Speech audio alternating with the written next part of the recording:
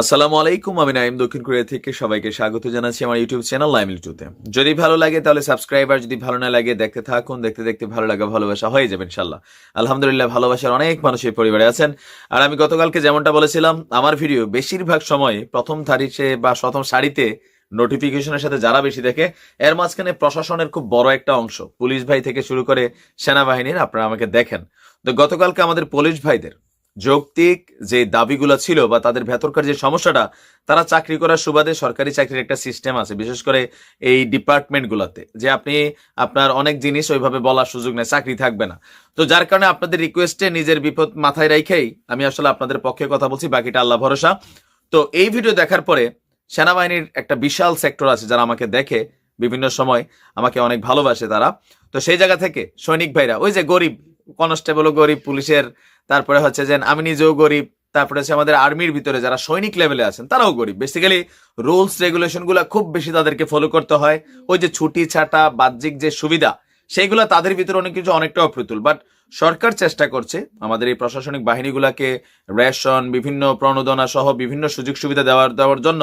But তুলনামূলকভাবে যারা একদম সৈনিক লেভেলে আছেন, রুট লেভেলে আছেন, তারা কিন্তু ওইভাবে হয়তো ততটা তাদের চাহিদা অনুযায়ী পাচ্ছেন না। বিশেষ করে যেটা পাচ্ছেন না সেটা হচ্ছে ছুটি। এই ছুটি নিয়ে আমাদের কাছে একটা ভিডিও আছে, দুইজন সৈনিকের, একজন ভিডিও ধারণ করছে আর একজন সৈনিক একটা গান গেয়েছে।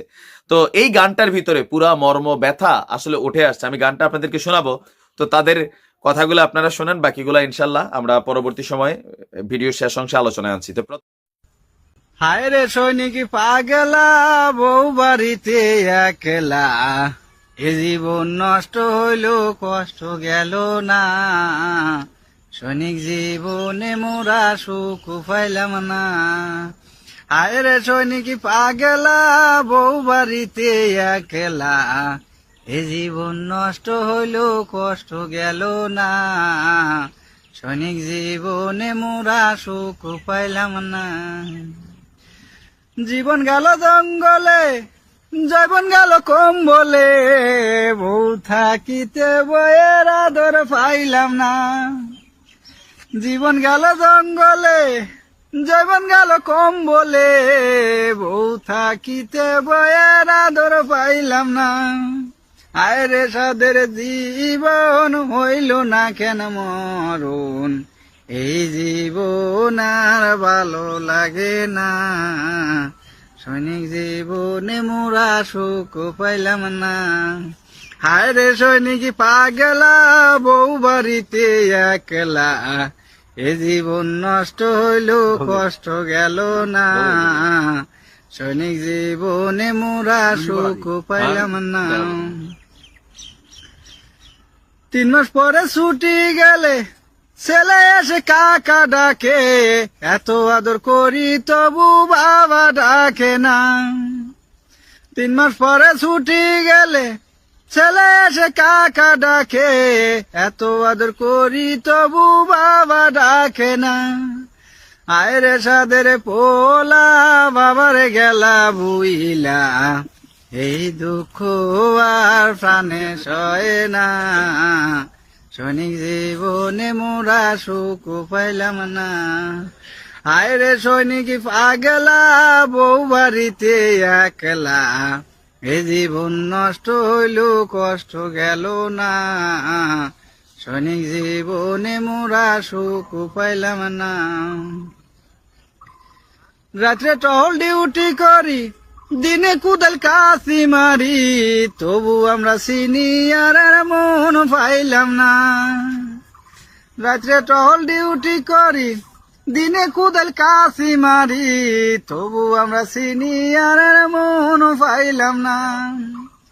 পরে শুধু শাসন দেয় শুধু বাসন, পরে শুধু শাসন দেয় শুধু বাসন, এই শাসন বাসন ভালো লাগে না, সৈনিক জীবনে মোরা সুখ পাইলাম না। আয় রে সৈনিক পাগলা, বউ বাড়িতে একলা, এ জীবন নষ্ট হইল কষ্ট গেল না, সৈনিক জীবনে মোরা সুখ পাইলাম না। তো নিশ্চয় শুনেছেন এই গানের প্রত্যেকটা কথা বাস্তব। কারণ আমার আত্মীয় স্বজন গোষ্ঠী জ্ঞাতি ভাই বন্ধুর মধ্যে অসংখ্য মানুষ আছে যারা এই আইন শৃঙ্খলা বাহিনীতে কর্মরত আছেন।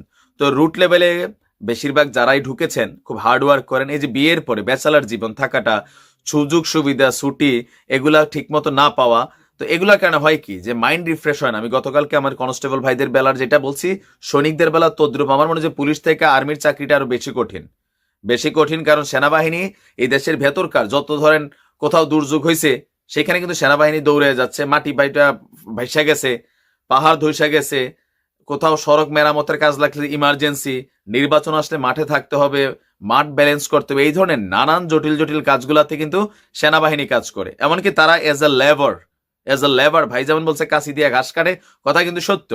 আপনারা বান্দরবন, রাঙামাটি, কক্সবাজারের যে বিলাসবহুল সুন্দর রোডগুলো দেখেন, ইউরোপ আমেরিকার মতন সুন্দর, দুই পাশে গাছ, মজবুত, টেকসই, এগুলো কিন্তু সেনাবাহিনীর আন্ডারে করানো হয়। আর সেইখানে আমাদের এই সৈনিকরা তারা কিন্তু প্রচুর হার্ড ওয়ার্ক করেন। হার্ড ওয়ার্ক মানে সেই লেভেলের। আর আপনি দেখেন যারা সৈনিক আছেন এরা যখন চাকরি থেকে অবসর নেয় তাদের চলাফেরা একটা আলাদা স্টাইলে থাকে, একটা গেটআপে থাকে। তো যারা দেশ জাতির নিরাপত্তার কার্যে সবসময় জড়িত আছেন, আমরা চাইবো তাদেরকে সর্বোচ্চ ফেসিলিটিস দেওয়া হোক। অনেকে বলেন ভাই বাংলাদেশে সেনাবাহিনীর দরকার কি, যুদ্ধ কার লগে লাগবে? না, আপনি এটা বুঝতে হবে যে দেশের সার্বিক নিরাপত্তায় সেনাবাহিনী হচ্ছে প্রত্যেকটা দেশের যে ব্যাকবোন বা পাওয়ার অফ ব্যাকবোন যেটাকে বলা হয়, এটা হচ্ছে কিন্তু সেনাবাহিনী। যে কোনো দেশ কতটা শক্তিশালী সেটা তার সেনাবাহিনীর উপরেই কিন্তু আসলে লিড করে, বেসিক্যালি এটাকে ধরা হয় যে তারা কতটুকু সামরিক শক্তিশালী। বুঝতে হবে পুলিশ হচ্ছে আভ্যন্তরীণ জায়গায় আর সেনাবাহিনী হচ্ছে বহির্শত্রু বেলায়। এখন যে কোনো সময় যে কোনো দেশে যে কোনো পরিস্থিতি একটা কঠিন সিচুয়েশন হইতে পারে। তো আমরা চাইবো চ্যানেলের মাধ্যমে সৈনিক ভাইদের এখনো দাবিগুলো যথেষ্ট যৌক্তিক। প্রয়োজনে আমাদের দেশে তো টাকার অভাব নাই, এই মুহূর্তে হিউজ পরিমাণ টাকা আছে, প্রয়োজনে প্রত্যেকটা সেনাবাহিনীর অফিস এরিয়াতে বা কিছু জায়গা কিনা সেখানে ব্যারাক করা হোক, পুলিশের জন্য করা হোক। বাচ্চা, ভাবি, ভাতিজি সব একসাথে নিয়ে রাত্রেবেলা ভাত খেয়ে সকালে সারাদিন দেশের জন্য, জাতির জন্য কাজ করুক। পুলিশ আর সেনাবাহিনী তারা যদি মাইন্ড রিফ্রেশে থাকে তাহলে জাতির জন্য সমস্যা নাই। আমরা ধরেন রাস্তাঘাটে পিটা টিটা অনেক সময় খাইয়ালাই, এটাও কম খাইতে পারি, মেজাজটা ভালো থাকতে হবে, ফুরফুইরা। ডিউটি শেষে যে বাবির চেহারাটা দেখান লাগবে, কথা বুঝতে হবে, বাচ্চাটারে কোলে নিতে হবে, যে ভাই এ কইছে বাইক গেলে কাক্কা কইয়া ডাকে, এটা কিন্তু সত্য। তো প্রবাসীরও আমরা যারা আছি আমরা কিন্তু ঠিক এই পর্যায়ে, আমাদের প্রবাসীদের অনেকের বাচ্চা কাচ্চা আছে, এই যে পেড়ে দিয়া চলে আইছে, ভাই আকামা নাই, বিশাল লেগে যাইতে পারে না, টাকা পয়সার অভাব, দেশে গেল কাম্মা এবার টাকাটা এবার চিনি না, এরকম আমাদের আছে ভাই, যার কারণে আমরা এই ফিলিংস গুলা বুঝি।